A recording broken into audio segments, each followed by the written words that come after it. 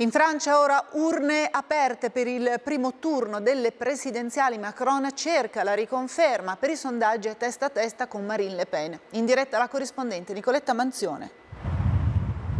Sì, i francesi stanno votando da questa mattina alle 8, noi siamo davanti a un seggio nel centro di Parigi. Come avete detto, cerca la riconferma Emmanuel Macron, presidente uscente, che ha votato poco fa nella sua zona di iscrizione, che è a Les Touquet, nel nord del paese. Si è mostrato molto tranquillo e sorridente, insieme alla moglie Brigitte si è fermato a lungo a parlare e a salutare i cittadini che lo aspettavano, ma il distacco con la sua eterna rivale Marine Le Pen, estrema destra, negli ultimi giorni si è ridotto ad un solo punto. Marine Le Pen, quindi in grande risalita, ha votato anche lei nel nord del paese, a Pas-de-Calais.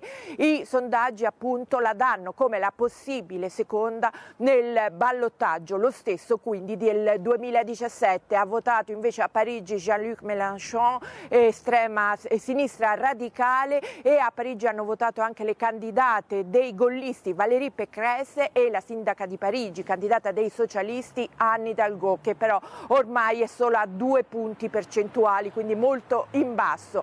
Ha votato Éric Zemmour, l'altro candidato di estrema destra, contestato nelle ultime ore che avrebbe diffuso sondaggi falsi. L'unico dato certo in questo momento è l'affluenza alle urne alle ore 12, che è del 25,48%, ben 3 punti in meno rispetto al 2017. Dunque l'astensione potrebbe giocare un ruolo importante in questo risultato. Ed è tutto da Parigi. Il TG1